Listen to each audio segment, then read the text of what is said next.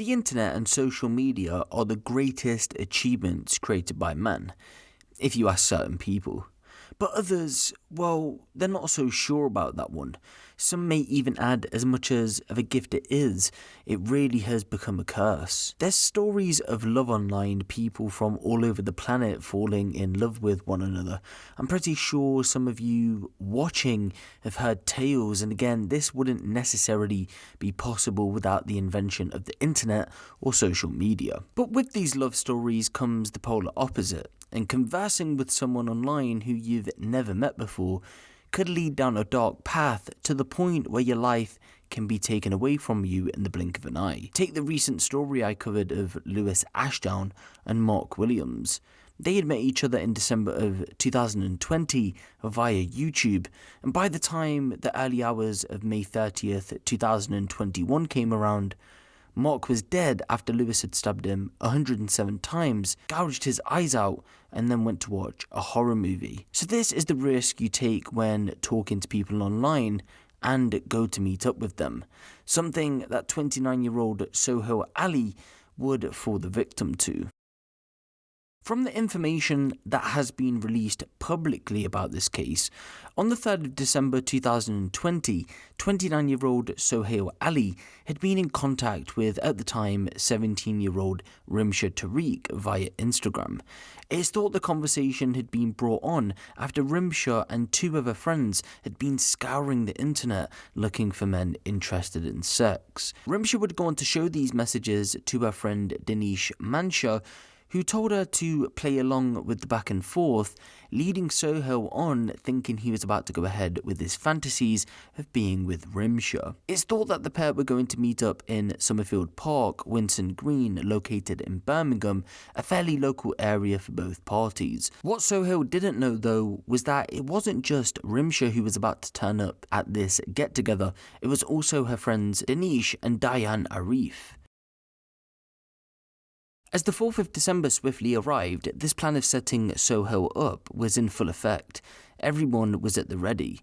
Sohail was said to have reached the park at some point just before 2:30 p.m, but he hesitated as he felt something was off. In fact, he even left the park at one point, but Rimsha reassured him that everything was okay. As he made his way back into the park though, that's when several shots were fired towards his direction from a blank firing gun. The gunman? None other than Dinesh Mansha. It's been said that Sohail had understandably thought that the shots were real, so he dropped to the floor to avoid being hit. But to this, Dinesh ran over to him and unleashed a devastating knife attack that would ultimately leave him for dead. The frenzied attack left Sohail with 7 stab injuries. The final blow inflicted with that much force that it had fractured his breastbone and penetrated his heart. This led to the knife being lodged into his chest, and the handle had broken off when Dinesh attempted to remove it. Despite being fatally wounded, however, Sohail somehow managed to get up and run away. To this, Dinesh fired once more, emptying the clip to his blank-firing pistol. But you see, this went down in broad daylight, again at around 2:30 p.m, in front of multiple witnesses. Very brazen indeed.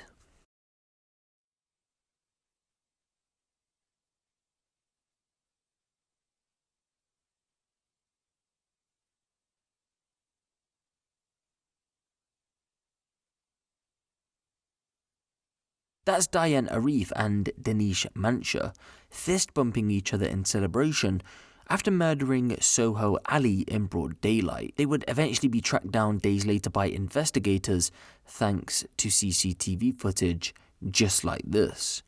Sohail would go on to be rushed to hospital and was fighting for his life for hours. Ultimately though, he would go on to be pronounced dead just after midnight. After the trio were arrested, evidence had been found on their mobile phones, and although some of it had been deleted, the digital forensics teams were able to recover the majority. Conversations were seen on Instagram and WhatsApp, which investigators cross-referenced with those from Sohail's phone, to get a picture of what exactly happened.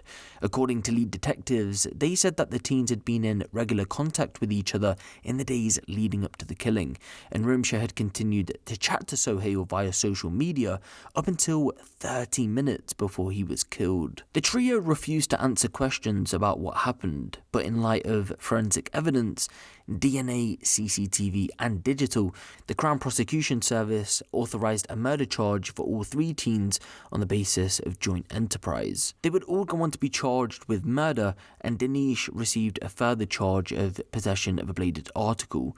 All three denied the charges that were brought against them, and so a trial went ahead at Coventry Crown Court. What's interesting though is that no reports came out throughout the trial, more than likely meaning reporting restrictions were put in place. Even until now, we don't know major details surrounding this case other than what's been told in this video. After the trial though, both Rimsha and Dinesh were found guilty on murder charges, whilst Diane was found guilty on the lesser charge of manslaughter. Rimsha was handed a life sentence with a minimum term of 9 years. Dinesh was handed a life sentence with a minimum term of 19 years, whilst Diane received a 3.5-year jail sentence. But I don't know why Rimsha was handed a minimum term of 9 years when she should have been hit with the 19. Okay, she didn't exactly stab Sohail, but she's just as involved as he is. Maybe a couple of years less, but a whole 10 years less when she went along with the plan is quite shocking to say the least.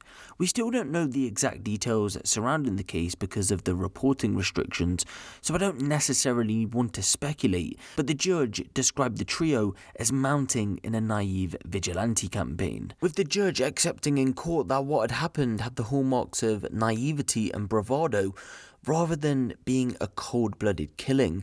He also added that Dinesh got carried away in the frenzy of the attack. So again, I'm personally not going to speculate, but I just thought I'd point those key bits of information out just because we don't have super in-depth details.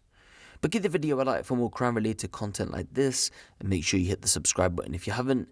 It's been me, Huncho, and I'll see you in the next one.